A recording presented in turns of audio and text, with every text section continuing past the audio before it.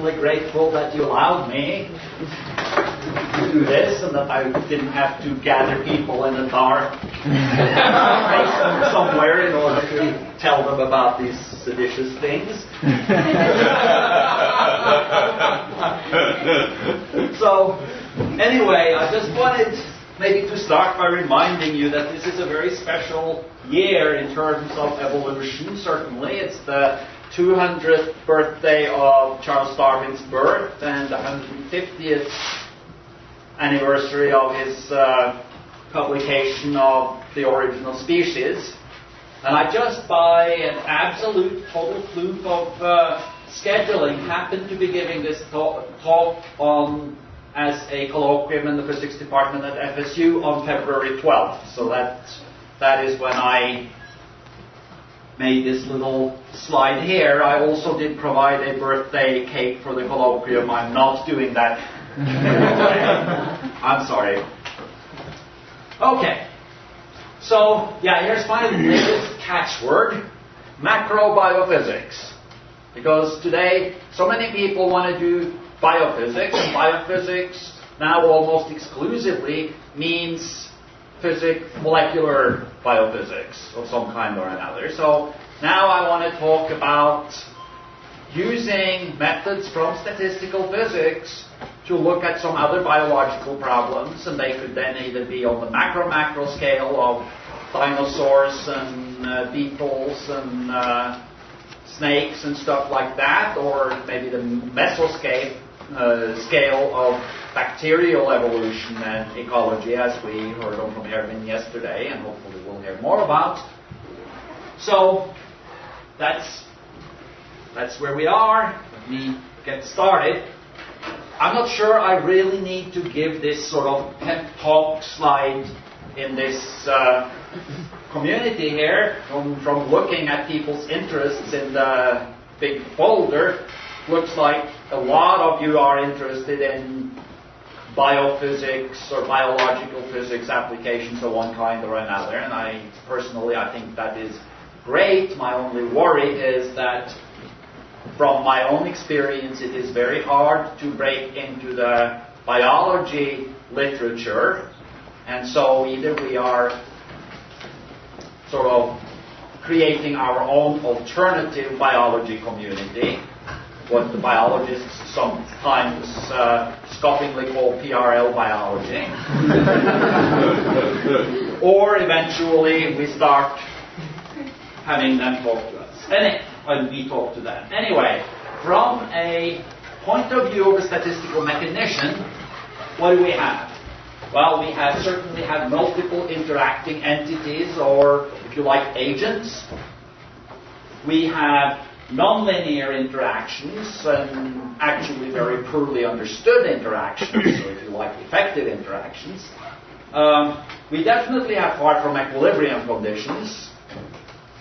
I'm not even sure we can talk about equilibrium in these connections. And so but all this really makes some questions, by all means not all questions, in biological evolution and ecology quite well suited for statistical mechanics, non-equilibrium statistical mechanics that is, and computational physics. So that's, if you need or want a motivation, then we can say that this is really a frontier for non-equilibrium statistical mechanics, where I think we can make contributions whether or not the biologists will admit we do so. Well, one place to start here, and I think, well, I've sort of been fascinated by evolution ever since I was a kid, but I probably would sort of connected it with my own interests in the statistical mechanics of metastable states, which is really, there is a connection, which I hope I will convince you, is reading some of Stephen Jay Gould's popular or semi-popular books on evolution. And so one question one might ask then is, how does evolution proceed? Is it sort of this uniform maybe a little bit wiggly, but sort of like this type of thing going towards higher and higher fitness or whatever? Or is it more sort of like a stick-slip behavior like you can think of in many driven systems like friction, where you have microscopic sticks and slips, or earthquake dynamics, where you have stick and slip on the surfaces of driven geological faults, or whatever. And then Eldridge and Gould coined this term that they called punctuated equilibria, which then essentially means that most species tend to exist in a relatively stable form for quite long time and then change quite rapidly to other forms, or form dies out. Intermediate forms are relatively short-lived. One way we can infer that is from just the fact that it's relatively rare to find so-called missing links in the paleontological record, although, for instance, we have spectacular exceptions like these huge finds of forms intermediate between dinosaurs and birds that have been found in China over the last decade or so, and somewhat belies this. So that's punctuated equilibria. When it happens sort of on the community level, where whole communities sort of are relatively stable for long periods of time and then change very rapidly, it's also known as coordinated stasis, meaning essentially punctuated equilibria in synchrony.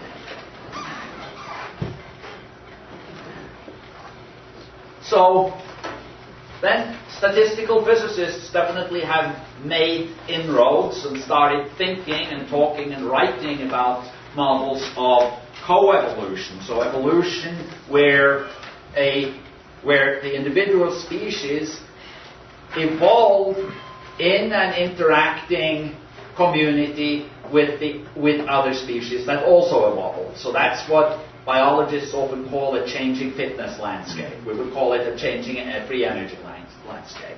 Just one is sort of upside down of the other. Maximum fitness, minimum free energy, or whatever. So perhaps among physicists, the best known such coevolution model is the Box-Nepen model, which essentially has a set of different species, and then some of the less fit species die out, new species are drawn to fill that niche, and so on. My problem with that sort of model is that the dynamics acts directly on the species. Whereas I would say from a biological point of view, the units that are evolving and the units that are interacting really are individual organisms. And as we talked about before, yes, you don't want to construct a car from the quark level or even from the atomistic level.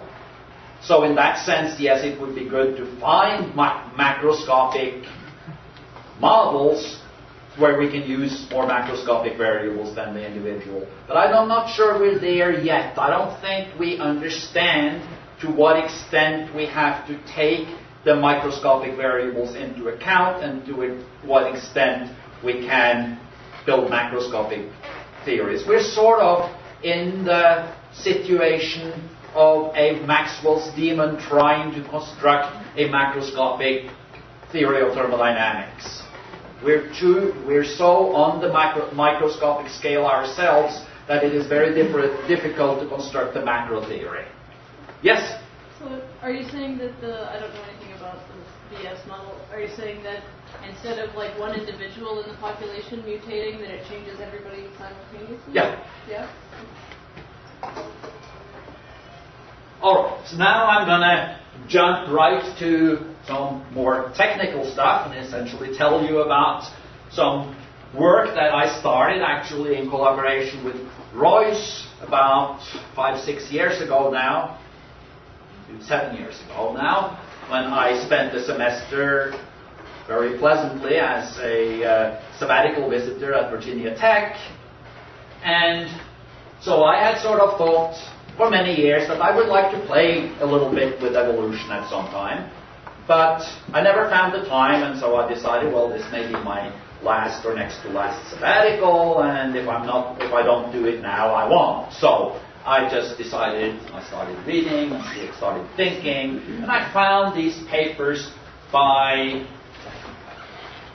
these people at Imperial College in London, actually in the math department, Henrik Hjeltoft Jensen and his collaborators, which presented a model they called tangled nature.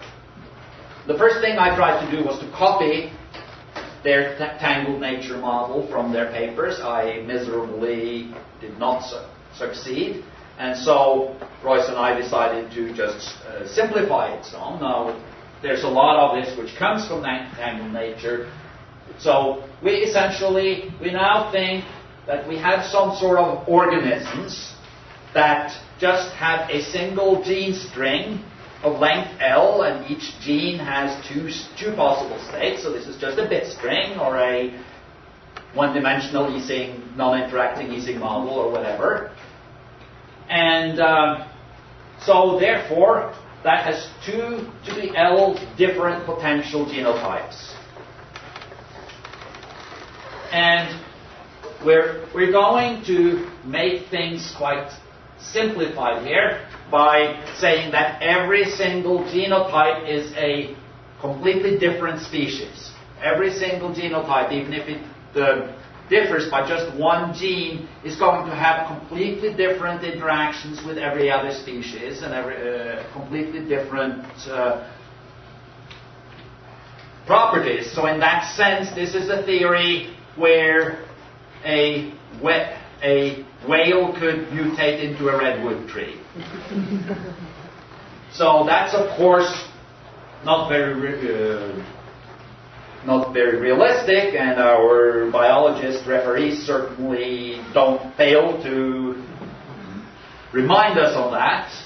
But what we have found is actually that we've also tried models which have stronger correlations between the species and their properties. And as far as the macro dynamics, the real long-term dynamical properties of the model, that doesn't make much difference. So therefore we'll stick with this essentially as a way of maximizing our number of potential species. So since it's haploid, we have asexual reproduction. In that way we can think of them like bacteria or yeast or something like that. Of course, we know these days that bacteria and yeast also have many fancy ways of exchanging genetic material that is very close to sexual, but let's be simple about this. The other simplification we did is to let our organisms live in discrete, non-overlapping generations. So think, for instance, like aphids, something like, or any sort of organism where everybody dies at the end of the summer. And so they give birth, and then they die, or they die before they give birth. So therefore, now to have evolution, yes, we're starting to look a lot like StatMech here, don't we? But to have evolution, we need 2 things, basically. We need selection, and we need mutations. So let me talk about selection first. Selection we can do with the population dynamics. And at the individual level or agent level, that essentially means, if I do it probabilistically, that for each particular species, every individual of that species is identical. But they have then a reproduction probability that depends on the populations of all the other species that exist in the system at that time. So typically we're looking at a situation where I have many possible species. At any given time, some of them may have existed before and be extinct. Some of them may not yet have existed, but exist somewhere swimming in a little pond up in the clouds, or whatever they used to say that babies did before they were born. So here's my piece of I. This is the reproduction probability. It's a function of the set of population sizes of all the other species, or non-zero population sizes. And then, so with probability P sub I, an individual of species I will have a certain number of offspring, which we call F, stands for fecundity, and then it will die at the end of the generation. Or with probability 1 minus P, it will die without having any descendants. And then we take essentially just a conveniently nonlinear function, and this delta I'll come back to on the next slide. It's essentially a measure of resources and competition in such a way that when this delta I is large and positive, then this is essentially 1. When it is large and negative, then this is essentially 0, and then there's a sort of S-shaped in between. Now, those of you who do Monte Carlo would recognize this as the same analytical form as the Glauber transition rate. If delta I had been beta times the energy change of some transition, it's not here. Biologists sometimes calls it a logistic function. It's just a convenient way of going continuously between these two. So when delta I is large, that's typically the situation where I have abundant resources and or there's few predators out there that want to eat me. On the other side, on this side, that may be scarce resources or lots of lions and tigers and stuff around that are trying to kill me. Yes? Where's the functional dependence on P with F? P with F. F is for us here, well, actually F, if it reproduces, it has F offspring, and in these models I'm actually taking F constant. As a simplification again, it could be some distribution around the mean. So, okay, so one more thing then, before I talk more about that delta. The other thing I need, as I say, for evolution is mutations. I will need a way to bring new species into my community.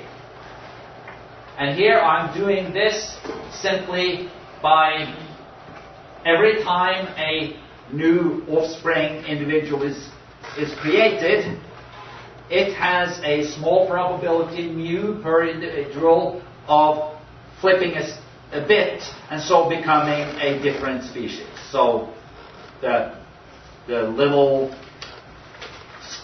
squidlet has a non-zero but small probability of becoming a kitten, say.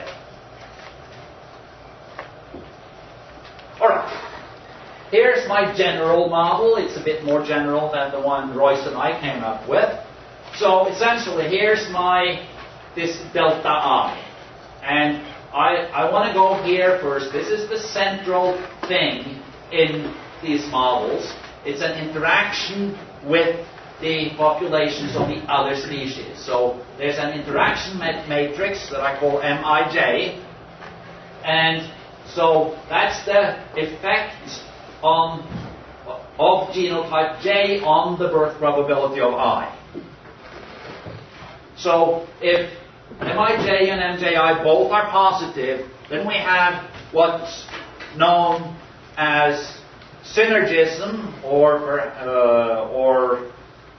mutualism, where where they help each other.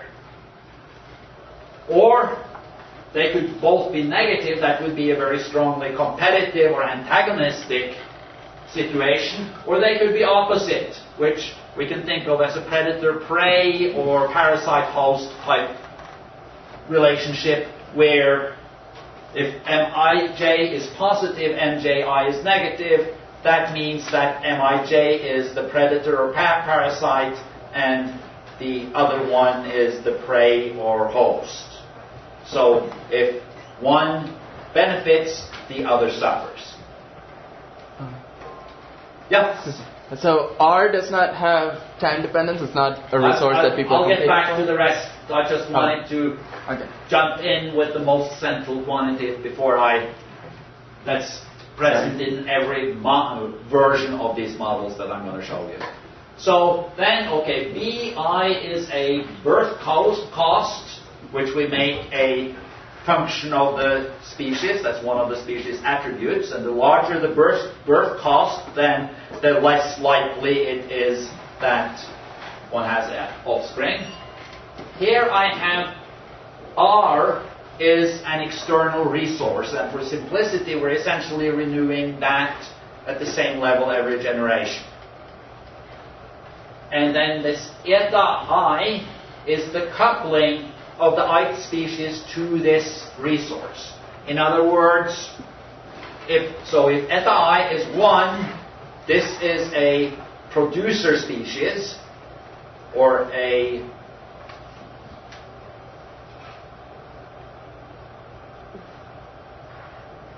where it can take direct, or autotroph, where it can directly take advantage of this external resource R. If eta I is 0, then it's a heterotroph, or a consumer. It's a species that, in order to get resources, must eat someone else. So what I'm doing here is typically with a relatively small probability, I make species producers with some eta between 0 and 1, and thinking that being able to actually utilize the resource is a relatively specialized character that is rare, and then the rest of them are consumers. So here is that. Then I have N0 here. It's known as carrying capacity in ecology. Physicists who maybe have a longer historic tradition or something call it often a Verhulst factor, after a Frenchman who wrote on population dynamics back in the early 1800s. So it's essentially so that it's essentially a way of keeping the population size from going to infinity. Because you see, if the total population, and tot is just the sum of all the populations, get very large, then essentially everybody competes against everybody else. Okay, so this is it, and then we have everything here is normalized on the total population. That's also a bit of a artificial point, but it allows us actually to do quite a bit analytically with this model. So for that reason, we'll do this. Okay, so that was the general model. Let's make things a little bit simpler here. So here is model A. This is the original model that Royce and I came up with. That only has two terms here. It has an interaction term, and it has a carrying capacity. And then this interaction matrix, we make it a matrix. It's a large matrix that's got an element for every single pair of possible species. So that matrix is fixed. It's set at the beginning. In that in that sense, we look at something that's a bit like a spin glass. But okay, we also don't have self-interactions. That's really just a not very realistic thing, but it's so that as we really wanted to look at the effects of interactions, and therefore we wanted to minimize anything else that might lead to something interesting. So model B then is a model where I have a birth cost and I have an external resource. We'll see that when I have an external resource, I actually don't need a carrying capacity term. I could have it, but it's not necessary. And here's then some system parameters. Model B, I set f at 4. There's a reason for that, essentially, again, to keep it at a point where fixed points in the fluctuation-free limit are attractive in a monotonic way, no oscillations, no limit cycles or damp limit cycles. For model B, we can use f equals 2 for the same. Yes? Is the necessity of your Rikvold factor related to the choice for your fecundity? My choice of what? The fecundity f. It's not, well, if the fecundity is too low, then you don't have the system, it just dies out. And you can look at, there's a band of fecundities for each model, where you can see that the dynamics for a single species would be boring. Would just have a continuously attracting fixed point. And that's what we want, because we want everything that's interesting to be due to the interactions. So, this is essentially it. So, model A is very simple, just interactions and carrying capacity. Model B has resource, but not carrying capacity. The general model has both, and it's sort of a little hard to, but for physicists, I think this should be very simple. If we think of this in terms of a free energy, and it really isn't, but let's forget that for a moment. Then the resource can be thought of as a field, as an applied external field that drives the populations away from zero. So, on the other hand, the carrying capacity you can think of as a phi cubed or phi fourth term in a phi to the n field theory, whose effect merely is to keep the order parameter from wandering off to infinity once it goes away from zero. Yes? Question about your interactions. Is there a qualitative difference between having everybody interact versus having only some species interact, which I think would be more physically realistic? It actually depends on the model. In model B, it makes a difference, and we have we use relatively sparse matrices. In model A, actually, the system will select the fully connected subset, even if the original full matrix is quite sparse. Okay, so deterministic approximation here is exactly solvable. Here I've written it. Here are now rate equations. If mu equals 0, there's no mutations, then this is very easy. You see that if pi equals 1 over fi for every species I, then all populations are steady. Right? And then, of course, that will be disturbed by fluctuations, and it could be very much disturbed by mutations that bring in completely new species. So let's then for a moment forget about mutations and just look for the stationary solution. I can show quite easily that it takes this form. You see, it essentially looks like the derivative of a phi cubed effective free energy. And it has a linear term, and that would be the derivative of a quadratic term, and it has a quadratic term that would be the derivative of a cubic term. Now, these two, theta and epsilon here, are actually defined. So M hat now is the submatrix of my total M matrix that corresponds to those species that have zero population. So it's, if you like, a randomly selected submatrix of the total matrix. The minus 1 is its inverse, and this theta, this quantity here, is essentially a way of calculating the average interaction. You can see that most easily if you take this as a single species, because then this is simply 1 over the interaction is the interaction. And in the same way, I can do an average coupling to the external resource using this same idea. This just comes out of the algebra as you start doing linear stability analysis here. But it's sort of interesting.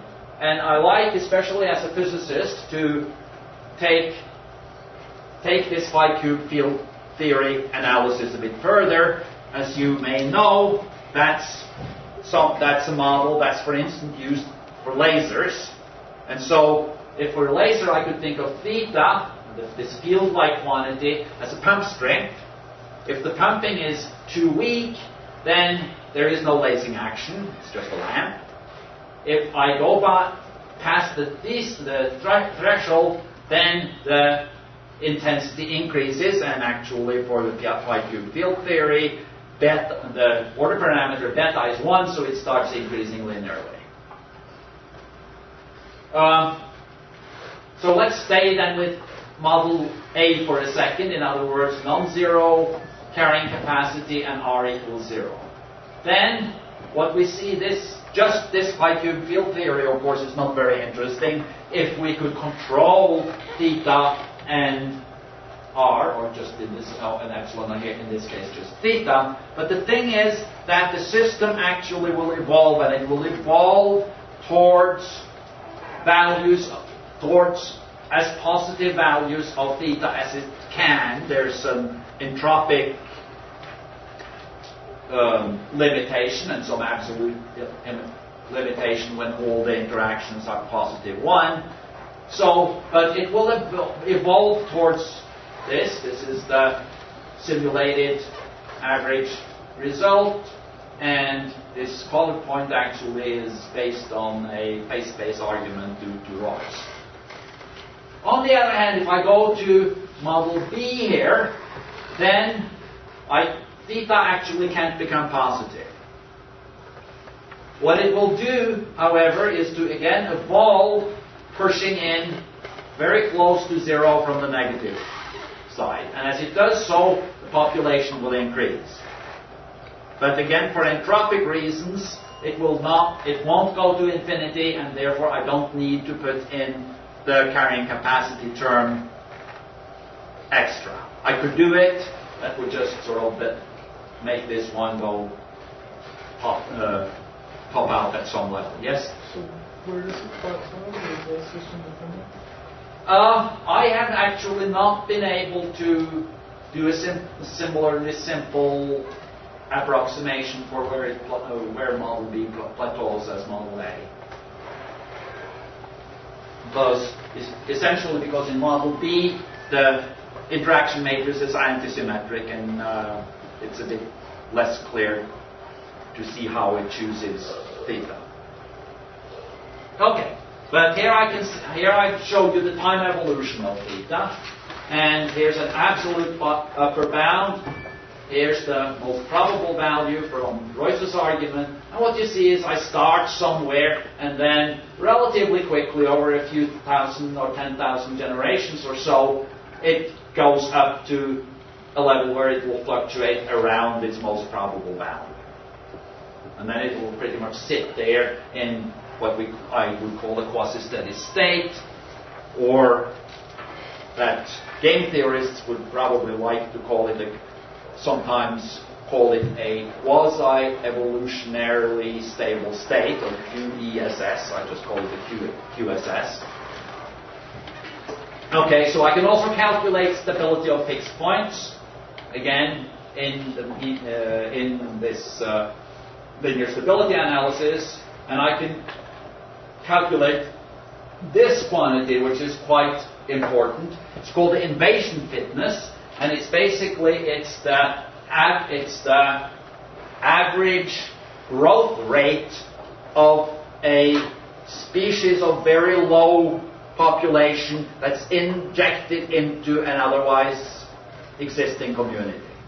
So here, otherwise low population, I can think just one individual created by mutation. So the question is, does that have a positive growth probability, in which case it could either grow and sort of insert itself in the community, sometimes I say like a peaceful immigrant, or it could be vicious, sort of like a terrorist, come in, kill everybody else and take over.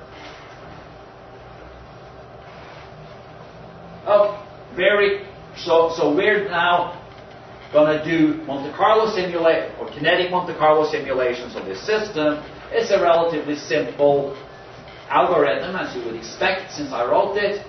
So outer loop is loop over the generations. Then I do a loop over the species with non-zero populations. And in each species, I loop over the individuals and decide whether to produce offspring or not with PI.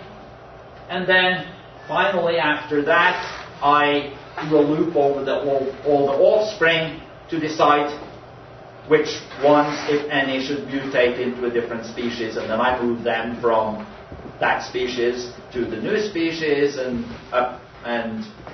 update the community. So that's the end of one community. So here are time series over quite long. This is about 34 million generations for both models. Black is model A, red is model B. On the left-hand side, I'm showing what's known as the diversity. It's can be defined in different ways. But at its basis, it is the total number of different species present in the system. Now, that is quite prone to noise because of a lot of unsuccessful mutant species with very low populations that go extinct after 1 or 2 generations. So instead, I actually use something that's known in ecology as the Shannon-Wiener diversity index, which is simply the exponential function of the information theoretical entropy of the population distribution over species. Of course, we thought we invented it, but then we found it in the undergraduate textbooks. Yep, it happens. Okay, so we see here so that's diversity. Here's the population, the total population size just expressed in thousands. And what you see is a very intermittent type of dynamics here, with periods of quasi-steady states, or as I said just before you came in, some people like to call them quasi-evolutionarily stable strategies. And here you can see also there's quite a big correlation between the diversity and the total population. Something I haven't shown here, but you can is that it's actually a quite intermittent, where I could magnify a little piece of this, and I would see a very similar structure. That actually comes out when we're looking at power spectra.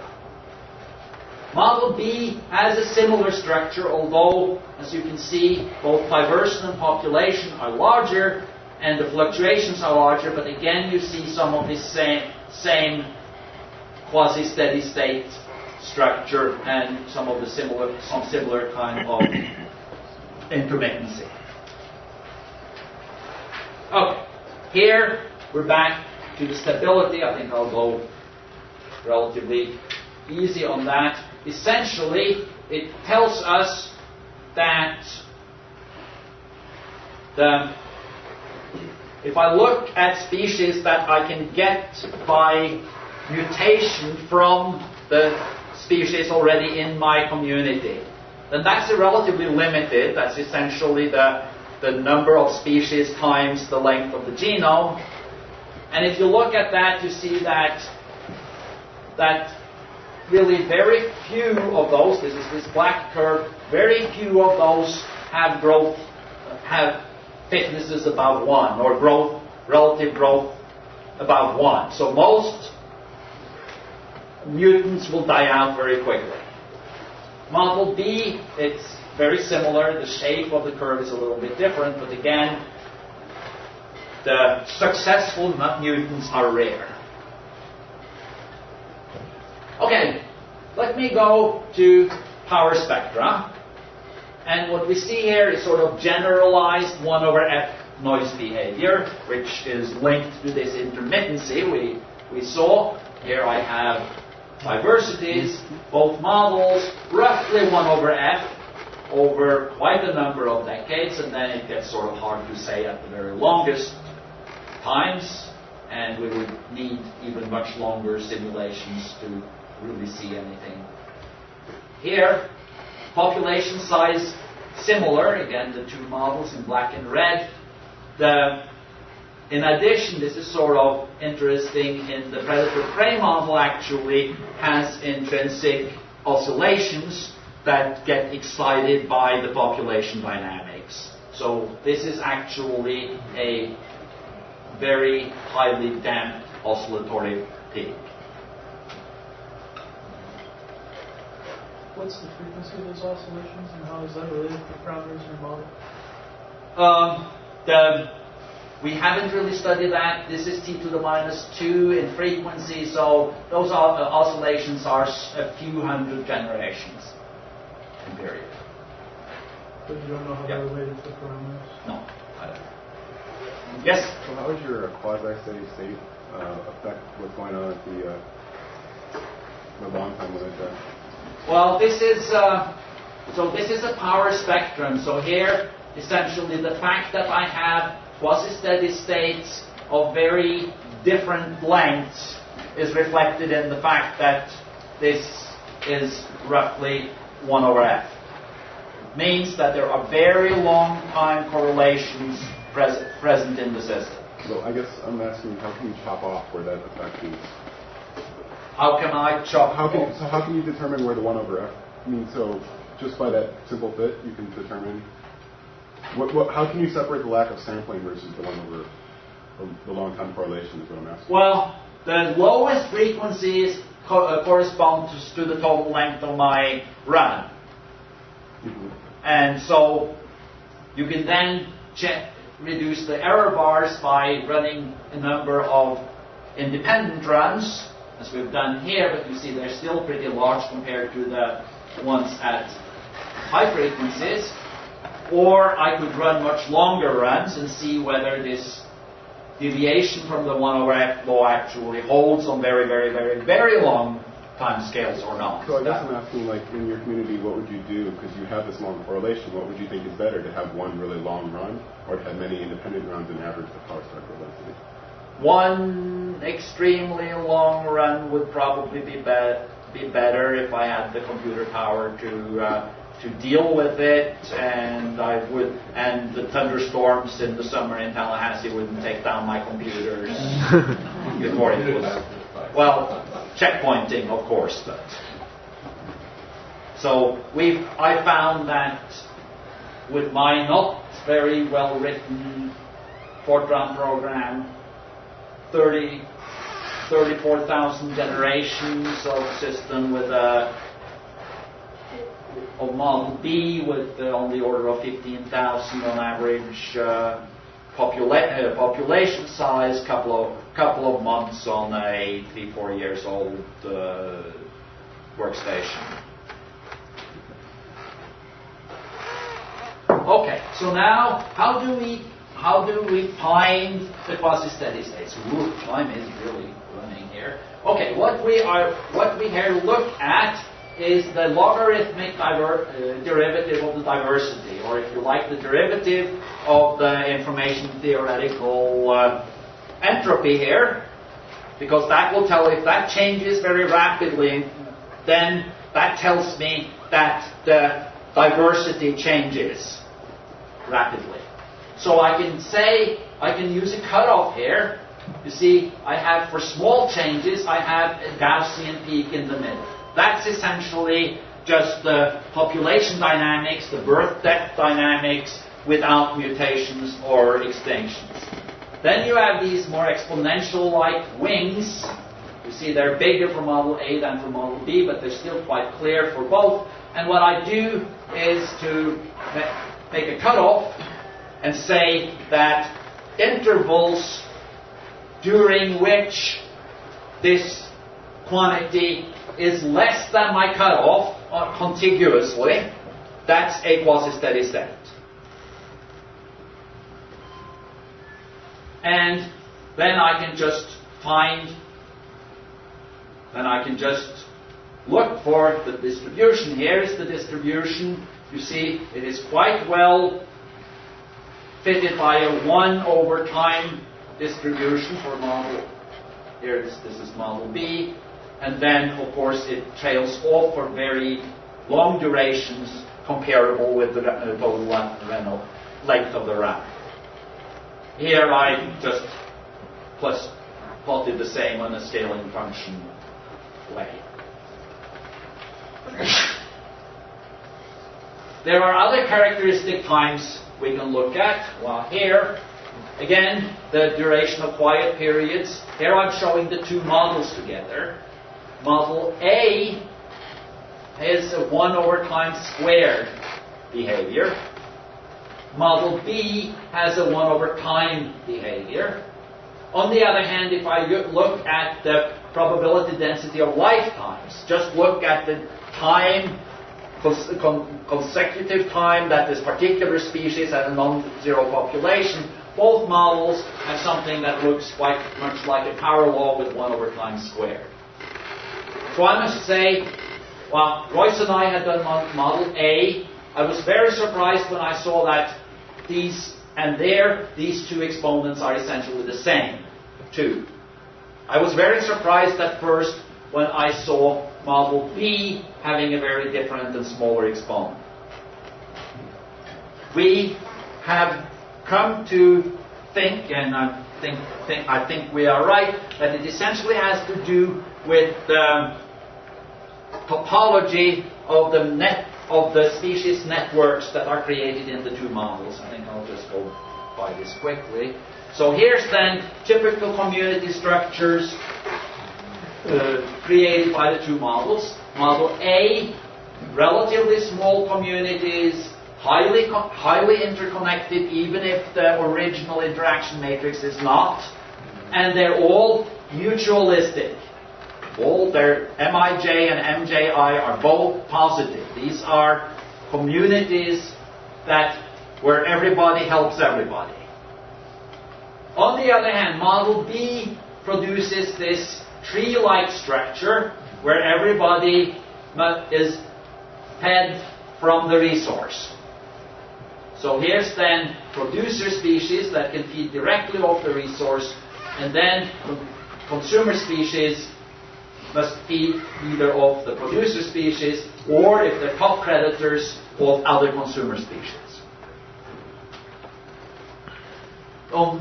And then it really turns out that model A, this sort of ideal socialistic society where everybody helps everybody else, is quite fragile. Take out one species and the whole house of cards sort of fall together. So therefore, quasi-steady states, i.e. communities, and species are highly synchronized in model A. When one species goes, the whole community tends to go as well. Model B is much more resilient in that way. Say I'll take out this species, I may take out the species above it in the tree, and change things a little bit for the others, but it's not so likely that the whole community, and therefore species and communities are not synchronized in Model B in the same way they are in Model A. Here's some comparison with fossil data. The fossil data is extremely bad data, very few data points, maybe low power spectra, but more like 1/f squared. Here's something, maybe I can fit it with a power law over about 1 decade. Yes? So in Model B, you can't get any of these synchronized communities? Or like the synchronization level is much less, but I mean, I still see... You can have synchronized subcommunities? Yeah. Oh.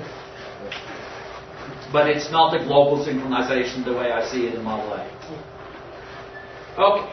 I think, because I want to show you some of this under other... I think I'm going to just skip some comparison with real food webs. I'd be glad to show people that in private. There are about 20 well-documented microscopic food webs in the literature, and we have compared the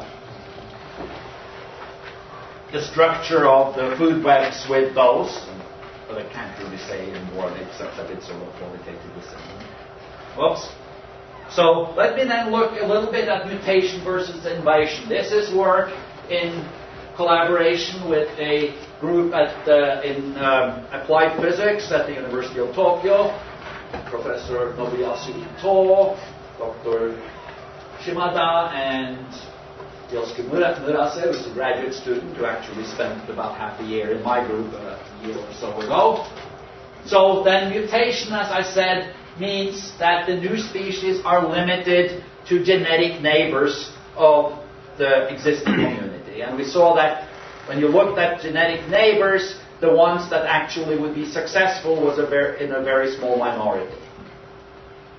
With invasion, I instead just pull randomly a new species. So then the correlation, then the species bears no relationship to the original species. What we find is that changes the dynamics quite significantly. Here, mutation model A and model B. There's diversities, population sizes, essentially these I've shown you before. Use invasion instead of mutation, most of the intermittency just goes by the wayside. To understand invasion, is there one individual by one coming in, or could there also be bunches of individuals? We are using a single individual. Well, actually, we are using a single individual. You could have bunches, but at least they should be small compared. So essentially the intermittency disappears, and that is quite visible now in QSS durations now. With mutation model A, we have 1/t squared. Invasion model A, it goes to about 1. Mutation, again, the species lifetime, 1/t for mutation model. Oh, that's mutation model A, sorry. So it's going that way from 1/t squared to 1/t squared, roughly. And then I have model B. I go again. Sorry, 1/t squared. So they're relatively similar. Another thing we can see in the invasion model is actually that there seems to be a sort of double structure here. There's a power law for relatively short times, and then you have something like this that doesn't look quite power law and doesn't look quite exponential. Turns out to be quite well fitted, and with the scaling form with this thing here known as a Q exponential, where beta So delta T is very large. This is a power law. When Q goes to 1 from the negative side, it becomes an exponential. Is there a known process which gives that Q exponential? Yes, essentially, if life expectancy increases significantly with age. Also, I want to go through another way of generalizing. Well, so far I've been looking only at non-spatial models, or if you like, well-stirred models, where everybody interacts with everybody else. Now let's put model A on a lattice. This is work in collaboration with Elise Filotas, a PhD student at the University of Montreal in the Department of Geography, her supervisor, Lael Parrot, and someone many of you may know, Martin Brandt, who's physicist at McGill and Dean of Science at McGill now. So here we are looking at a system with dispersion, and we are looking at what we call community-dependent or fitness-dependent dispersion, which means that if an individual finds that its birth probability is lower than some threshold, then it says, hey, let me emigrate. And then it can emigrate at random to one of the 8 nearest neighbor sites. Or it can stay at home with a probability of 1/9. So it's a bit like if you're in Ireland or Norway or Japan or whatever in the 19th century, you're starving, and you say, okay, let's go to America. You have no knowledge. Absolutely no knowledge what life will be there. It can be much worse, and for a lot of people, of course, it was. Or it could be much better, or it could be the same. So here, I'm now, and we are calculating as our order parameter, we're using a index of similarity, which is, I'm getting close to the end. And so essentially, I won't go into the details, but it measures how similar communities at one site is to its neighboring. So it's essentially an overlap function weighted also for populations. And what we see if there is no migration, then what I have is a world of essentially isolated communities with quite low diversities, but they're very different. So I have local communities, so globally my similarity is low, but my diversity is high because I have the Vikings in Norway and Amazon Indians and the Polynesians, and everybody's relatively within itself a similar community, but quite different from the other ones because nobody travels much anyway. When I get above threshold, on the other hand, the index of similarity becomes very large. On the other hand, as I'll show you also, the local communities become much more diverse. So that's sort of much more like our world today. I call it sometimes the McDonald's Starbucks effect, where on the one hand, of course, there are people from all different countries and different hair colors and eye colors and all that. But at the same time, if you can go to Starbucks or McDonald's here or in Beijing or in Papeete, Tahiti probably, and right near the threshold here, we have clustering of similarities. And we haven't really followed this for very, very long. We think this is probably a transient phenomenon, but it should be quite slow because essentially these are different species, and so it would be much more like case ordering in a high Q POTS model than it would be in an ESIG model.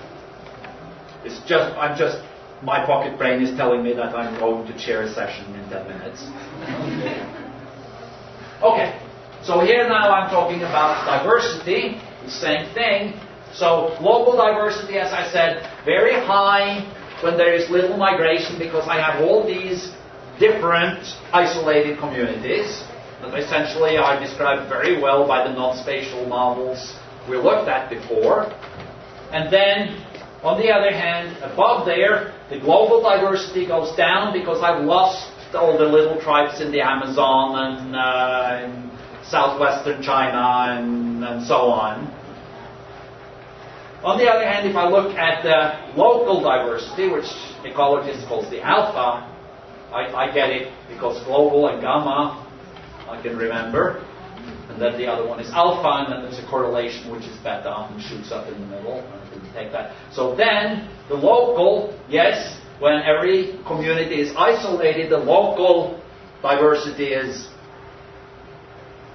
very low. I still remember vividly as a 4-year-old seeing my first Oriental person and being very upset when I could not talk my mom into following them and looking very closely at them. Sorry. It's not that way anymore in the world. Local communities are much more diverse. On the other hand, as we say here, yes, now the local diversity is quite high because just look at this room and it's quite obvious. Okay, I think I'll skip this. Community structure. This is model A. And what we see is that, yes, when the threshold is small, then just like when I did non-spatial model, I will choose strong mutualistic interactions. And these local communities are highly mutualistic. As I increase the threshold and get to this global state, yes, there is some enhancement of mutualism, but actually now I can also bring in species that interact in other ways, antagonistically or predator-prey. Although we still need some... No, we don't actually really need a mutualist. No, we don't. Okay, so... But you see things are different, much more near the normal, the original unbiased distribution. Okay, so now, a few conclusions. Of course, that's sales talk. But, okay, biological evolution, highly interactive, nonlinear problems, excellent for StatMech people. We can just get them published in something else than physics journals. This mapping onto the phi-cubed system with evolving pump strength. We found that model A degenerates, what we among physicists could call spontaneous population. Biologists get extremely upset when I say that, of course, because there is no such thing. But we can think of model A perhaps as a model where energetic resources are very abundant, so that does not present a limitation, and I have some non-biological limitation that is mirrored in this carrying capacity. Intermittent dynamics hangs together with power law distributions. Model B generates simple food webs. Invasion models essentially kill the long-term time correlations. And the spatially extended model A, which is now on its 3rd journal in the hope of being published, a sharp case transition with respect to the dispersion threshold. So thank you all very much for your attention.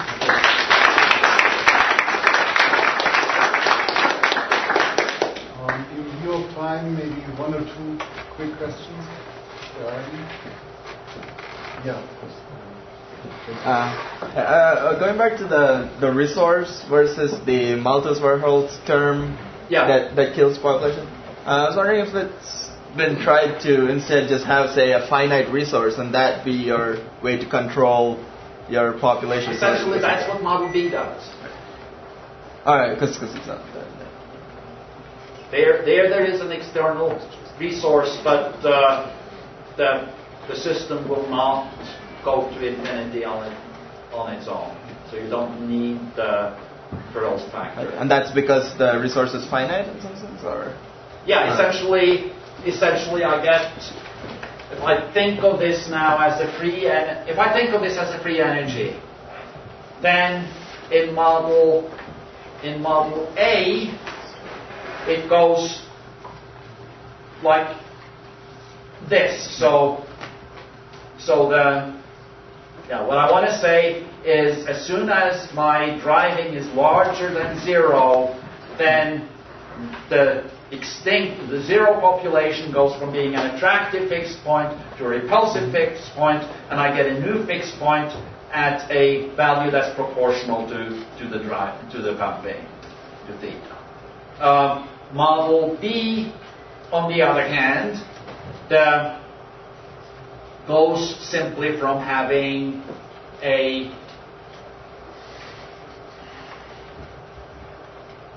an attractive,